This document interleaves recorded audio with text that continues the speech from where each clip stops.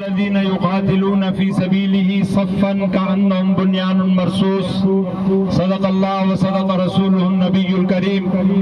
میرے واجب الاحترام حضرات علماء کرام، عزیز طلباء، آج کا یہ عظیم الشان اجتماع پاکستان اور پاکستانی افواج کی شاندار کامیابی پر مدارس دینیہ کی طرف سے افواج پاکستان کو خراج عقیدت پیش کرنے کے لیے آج کا یہ عظیم اجتماع منعقد کیا گیا ہے۔ یہ ملک، یہ ہمارا ملک ہے، یہ افواج، یہ ہماری افواج ہیں، اور مدارس دینیہ اور علماء حقہ نے ہمیشہ ملک کے لیے اور ملک کے مفاد کے لیے ہر دور میں قربانیاں دی ہیں۔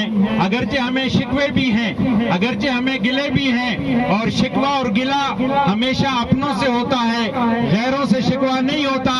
ہمیں مودی سے کوئی گلہ نہیں ہے، ہمیں ہندوستان کی افواج سے کوئی گلہ نہیں ہے، ہمیں اسرائیل سے کوئی گلہ شکوہ نہیں۔ ہم سمجھتے ہیں کہ وہ ہمارے دشمن ہیں، وہ غیر ہیں، لیکن پاکستان اور پاکستان کے ادارے یہ ہمارے ہیں، اور ہم ان سے گلہ کرنے اور شکوہ کرنے پہ بھی اپنا حق رکھتے ہیں۔ اس لیے آج کے اس عظیم اجتماع کے وساطت سے میں DGISPR سے یہ ضرور گلہ کروں گا کہ جہاں انہوں نے تمام طبقات کا شکریہ ادا کیا، حسب عادت انہوں نے، میں سمجھتا ہوں کہ شاید بیرونی دباؤ کی وجہ سے انہوں نے مدارس کا، انہوں نے علماء کا شکریہ ادا نہیں کیا۔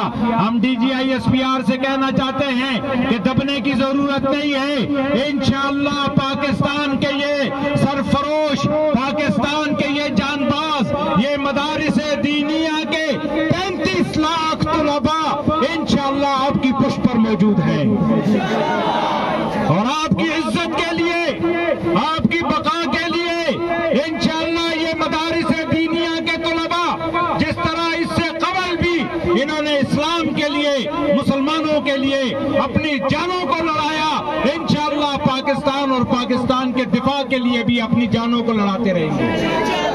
اور اسی طرح میں پاکستان کے میڈیا سے بھی گلہ کروں گا کہ آج کا یہ اتنا بڑا عظیم اجتماع، مدارس دینیہ کا یہ اتنا بڑا عظیم اجتماع، اور پریس کلب کے سامنے ہوتے ہوئے بھی میڈیا کا یہاں پہ نہ آنا، میڈیا کی یہاں پہ کوریج نہ دینا، ہم اس کو کیا سمجھیں؟ کیا ان پر بھی کوئی دباؤ ہے؟ کیا ان کو بھی کسی نے روکا ہے؟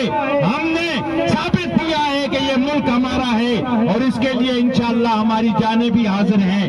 یہ تو پہلا موقع نہیں ہے، اس سے پہلے بھی چاہے سن 65 کی جنگ ہو، چاہے سن 70 کی جنگ ہو، یا 2019 کا واقعہ ہو، انشاءاللہ مدارس دینیہ کے طلباء پہلے بھی پاکستان کے تھے، پاکستان کے ساتھ تھے، افواج پاکستان کے ساتھ ہیں، اور آج بھی پاکستان ہماری ریڈ لائن ہے۔ جو بدبخت پاکستان کی طرف بری نگاہ سے دیکھے گا ان آنکھوں کو نکال دیا جائے گا، جو بدبخت پاکستان پہ بھونکنے کی کوشش کرے گا اس کی زبان کو کتی سے نکال دیا جائے گا۔